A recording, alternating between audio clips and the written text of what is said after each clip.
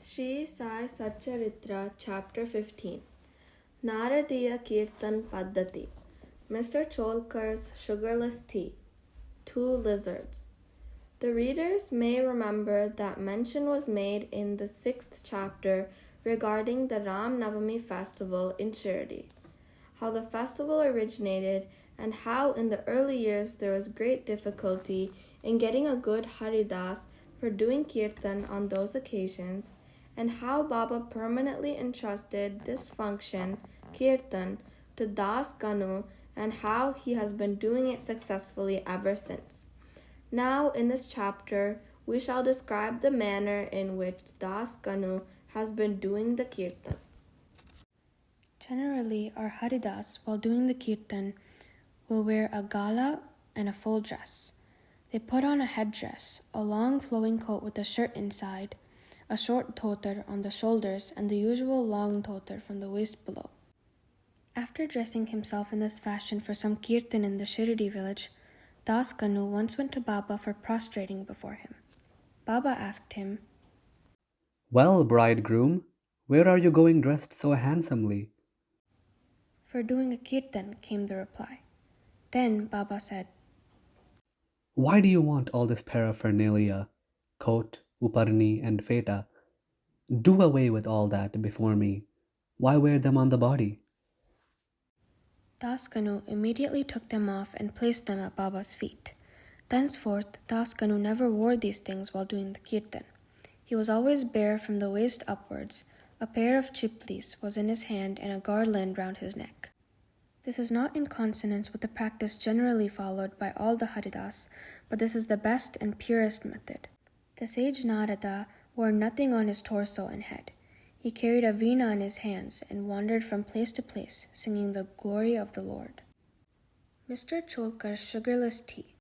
Initially, Baba was known in Pune and Ahmednagar districts, but Nana Sahib Chandorkar, by his word of mouth, and Das Ganu, by his splendid kirtans, spread the fame of Baba in the Konkan. In fact, it was Das Ganu, may God bless him, by who his beautiful and inimitable kirtans made Baba available to so many people there. The audience who came to hear the kirtans have different tastes.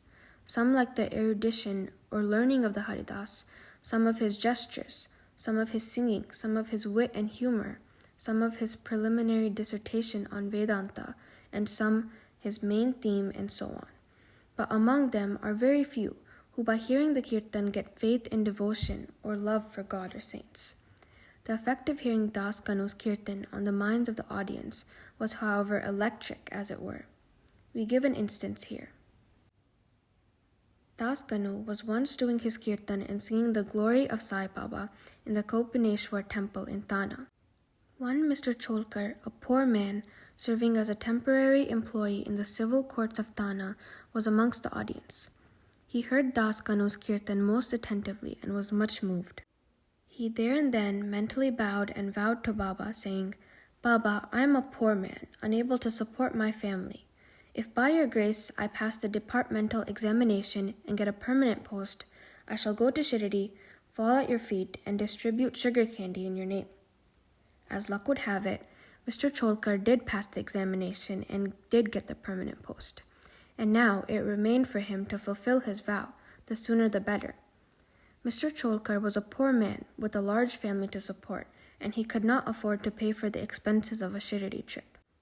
As it is well said, one can easily cross over the Ghat in the Thana district or even the mountain ranges, but it is very difficult for a poor man to cross the threshold of his house.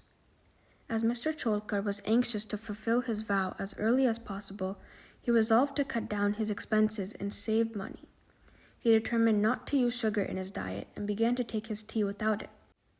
After he was able to save some money in this way, he came to Shirdi, took Baba's darshan, fell at his feet, offered a coconut, and distributed it with a clean conscience along with sugar candy, as per his vow, and said to Baba that he was much pleased with his darshan and that his desires were fulfilled that day. Mr. Cholkar was in the masjid with his host Babu Sahib Jog. When the host and the guest both got up and were about to leave the masjid, Baba spoke to Jog as follows. "Give him, your guest, cups of tea, fully saturated with sugar. Hearing these significant words, Mr. Cholkar was much moved. He was wonderstruck, his eyes were bedewed with tears, and he fell at Baba's feet again. Mr. Jog was also curious about this direction.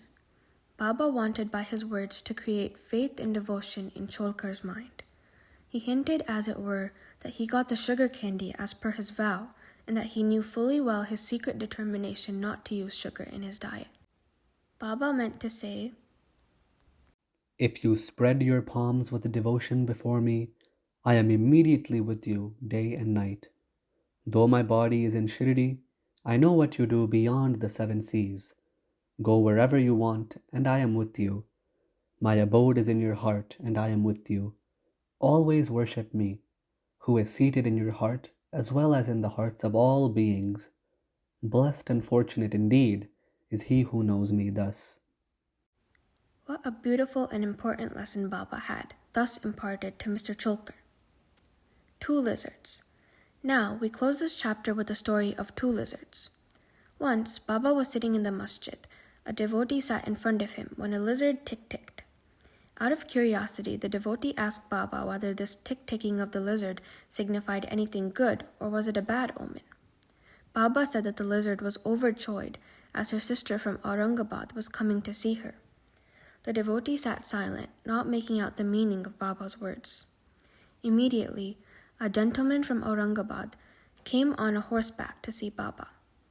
He wanted to proceed further, but his horse would not go away as it was hungry and wanted grams. He took out a bag of grams from his shoulder to bring grams and dashed it on the ground to remove dirt. A lizard came out of there and in the presence of all climbed up the wall. Baba asked the questioner devotee to mark her well. She at once went strutting to her sister. Both sisters met each other after a long time, kissed and embraced each other, whirled round and danced with love. Where is Shirdi and where is Aurangabad for the lizard? How should the man on horseback come there from Aurangabad with the lizard? And how should Baba make the prophecy of the meeting of the 2 sisters? All this is really very wonderful and proves the omniscience, the all-knowing nature of Baba. Postscript. He who respectfully reads this chapter or studies it daily will get all his miseries removed by the grace of the Sadguru Sai Baba. Bow to Sri Sai, peace be to all.